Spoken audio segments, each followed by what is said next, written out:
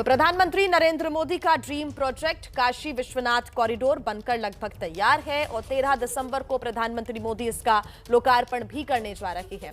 इस मौके पर एक भव्य समारोह होने जा रहा है। आज हम आपको काशी विश्वनाथ मंदिर को नए अवतार में दिखाएंगे। देखिए एबीपी न्यूज संवाददाता मनोज्ञा लोईवाल की ये स्पेशल रिपोर्ट।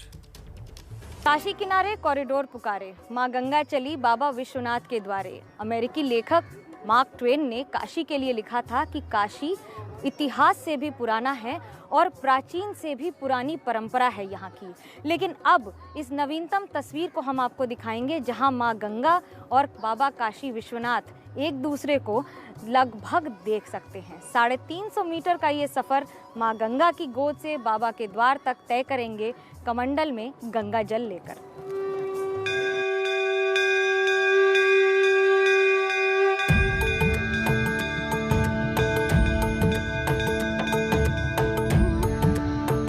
बाबा विश्वनाथ के मंदिर में आने के लिए पहले 4 द्वार हुआ करते थे, लेकिन अब इनकी संख्या बढ़कर 7 हो गई है। इसका मतलब है मोक्ष का द्वार तो बाबा विश्वनाथ के यहाँ से मिलता ही था, लेकिन अब इस द्वार के जरिए सीधे माँ गंगा के दर्शन मंदिर से ही हो जाएंगे। अब तक जिन भक्तों को कई गलियों से गुजरकर मंदिर तक आना पड़ता था, सीधे जल उठाकर बाबा के मंदिर तक अब आ सकेंगे।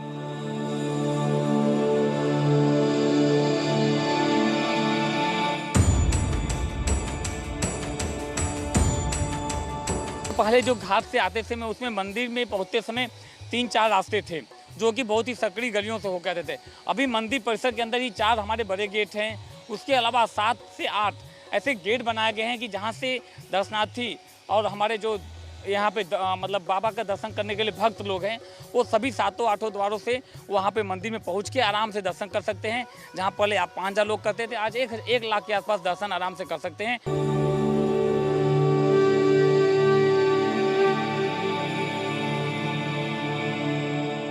कुछ महीनों पहले तक जब तक आप काशी विश्वनाथ मंदिर तक नहीं पहुंच जाते थे तब तक आपको मंदिर दिखता नहीं था, लेकिन अब मंदिर दूर से भी दिखेगा। यानी कि एक साथ 5 मंदिर जो इसी प्रांगण में हैं वो एक कतार में आपको दिखेंगे। सबसे पहले दंडपानी जी का मंदिर, उसके बाद वैकुंठ जी का मंदिर, फिर भोलेनाथ बाबा विश्वनाथ का मंदिर, उसके बाद तारकेश्वर जी का मंदिर और उसके बाद अंतिम में भुवनेश्वर जी का मंदिर भी। सिर्फ बात मंदिर दिखने की नहीं है, बल्कि मंदिर में समय बिताने की भी है। मंदिर में अगर आप आएंगे तो जब तक पूरी परिक्रमा करेंगे, बैठेंगे, समय बिताएंगे, तब तक के लिए इंतजाम है।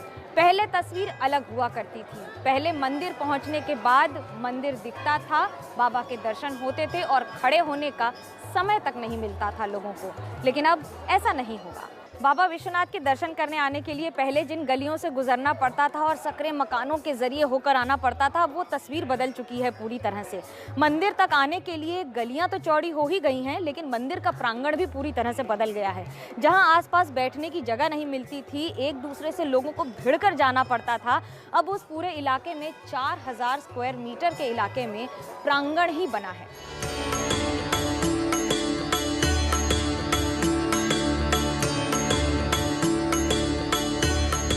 अनुभूति तो साक्षात ऐसे लग रहा है कि भगवान के दर्शन कर रहे। पहले हम लोग देखे थे लेकिन काफी कम जगह में थे, तो वैसा नहीं लगता था। इनकी महत्व जो भी है वो पहले उतनी समझ में नहीं आती थी, लेकिन अभी देखने के बाद ऐसा लग रहा है सच में जिस हिसाब से इनका नाम है उस हिसाब से मोदी जी ने काम भी बहुत अच्छा करवाया। ये तो बहुत ही अच्छा काम है।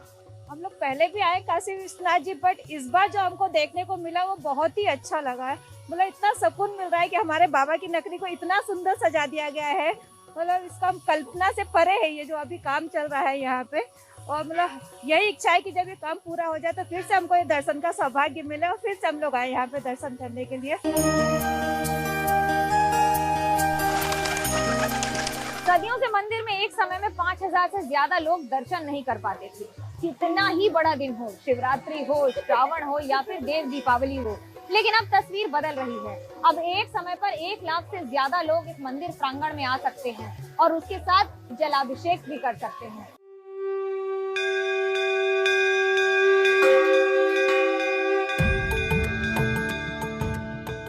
बाबा के मंदिर प्रांगण में बहुत सारे परिवर्तन किए गए हैं, लेकिन गर्भगृह को, मंदिर के मुख्य इलाके को बिल्कुल भी नहीं छुआ गया है। मंदिर ठीक वैसा ही है जैसा सैकड़ों वर्षों से रहा है।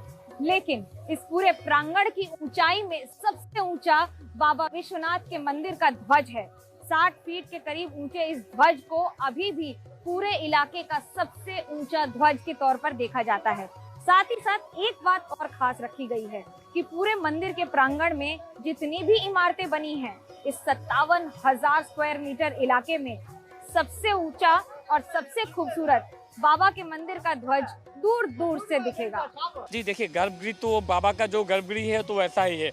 हमने वहाँ पे मकराना पत्थर लगाया है जो कि बहुत ही मतलब सफ़ेद पत्थर है, जो कि बाबा के प्रांगण में लगा हुआ है, बाबा के चारों तरफ लगा हुआ है। गर्भगृह को नहीं छुआ गया है, लेकिन गर्भगृह के चारों तरफ का एरिया जो पहले बहुत कम जगह थी, वो पूरा एरिया अब लगभग 4000 स्क्वायर मीटर के आसपास का हो चुका है, जो कि पूरी तरह से आप देख सकते हैं कि बहुत ही जगह हो गया है जहाँ पे आराम से जलाभिषेक हो सके, जहाँ पे लोग रुद्राभिषेक कर सकें, जहाँ पे सभी लोग बैठ के आराम से बाबा का ध्यान कर सके। मंदिर प्रांगण में हर आधुनिक व्यवस्था को रखा गया है। जो तीर्थयात्री आएंगे उनके लिए जलपान केंद्र होगा, टूरिस्ट फैसिलिटेशन सेंटर होगा, यूटिलिटी सेंटर होगा, यानी कि जो यहाँ के कर्मचारी हैं, मंदिर के सुरक्षा गार्ड, उन सब के लिए बैठने की, रहने की और हर वो व्यवस्था जो अब तक नहीं थी। एक और बात, जो भी यात्री आएंगे उनके लिए योग मेडिटेशन हॉल भी होगा। भारत के कुछ ही मंदिरों में, या यूं कहें विश्व के कुछ मंदिरों में ही ये सुविधा उपलब्ध होती है और काशी विश्वनाथ लगभग प्रथम होगा इस बात के लिए।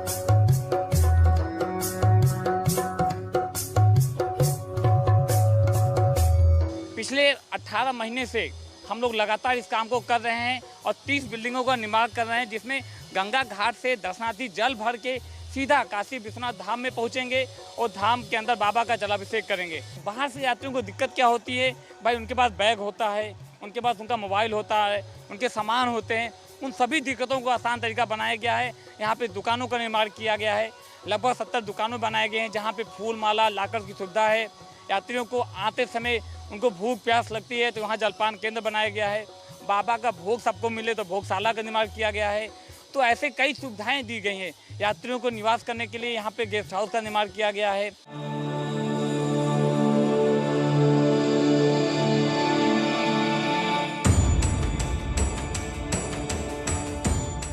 प्रधानमंत्री नरेंद्र मोदी जब भी अपने किसी नए कार्य की शुरुआत करते हैं तो बाबा विश्वनाथ के दरबार पर आकर मत्था टेक कर ही करते हैं।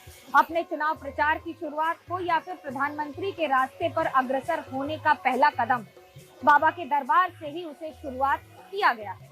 लेकिन अब एक वायदे के साथ कि जब भी यहाँ आएंगे कुछ बदल के और बेहतर करके जाएंगे। कुछ ऐसा ही नजारा है वाराणसी का। बाबा काशी विश्वनाथ का पुराना मंदिर और उसके बगल में बन रहे ये नए मंदिर अपने नए स्वरूप को दुनिया के सामने रख रहे हैं। लेकिन इसका मतलब ये नहीं है कि कुछ बदला है।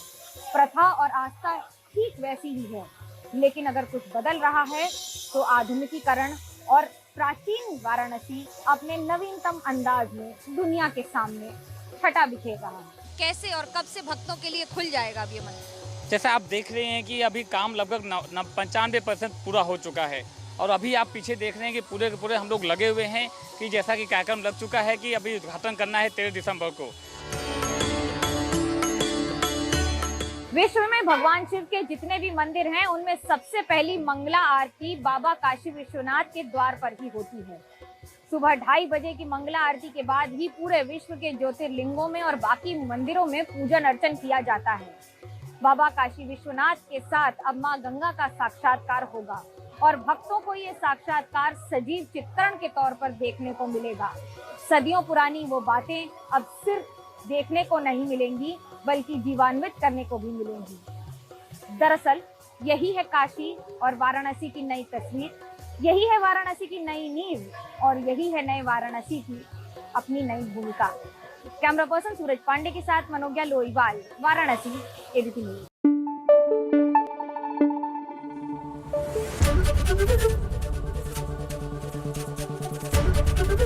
एबीपी न्यूज आपको रखे आगे।